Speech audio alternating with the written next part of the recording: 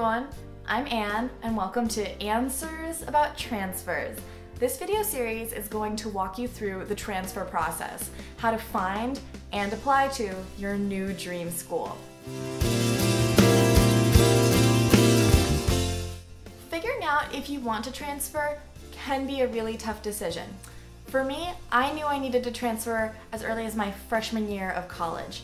I had applied early decision to a huge giant university in a big city, and I thought that was exactly what I wanted, and it turns out I was miserable. I did not feel good about the big city life, and the giant school was just completely overwhelming.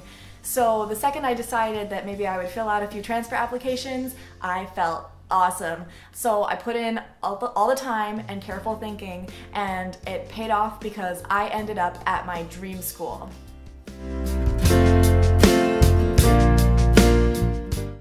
So making the decision to transfer, not always easy. But here are 3 questions you can ask yourself to help decide if maybe transferring is the right way for you to go. First question you should ask yourself, what do I wish my school had? Something probably feels like it's missing. Maybe it's a particular academic department you wish you could take more classes in. Maybe there just aren't enough good Thai restaurants around. You should just write everything down. There are no wrong answers. And then as you go back over your list, you're gonna kind of figure out which ones you could maybe live without for the next 4 years and which are the total deal breakers where you're thinking maybe you need a new school. The second question you should ask is there anything I thought I was going to love, but I actually hate? This was my big reason for transferring. I thought, I'm gonna be living in a huge giant city. There's gonna be a lot of cafe sitting and going to art galleries and seeing theater. And all I could really ever think about was these garbage trucks wake me up at 7 a.m. every single morning, and I have to swipe my ID to go anywhere on campus. This feels really restrictive. So sometimes expectations don't always match reality, and that's okay.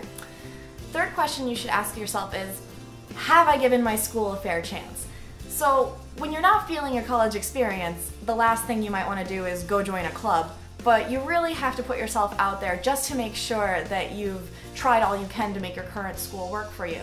So definitely try to go check out some, different clubs, go talk to your academic advisor to make sure that your classes are what you want, and go out to lunch with a few new people, just to make sure that you're not giving up on it too soon.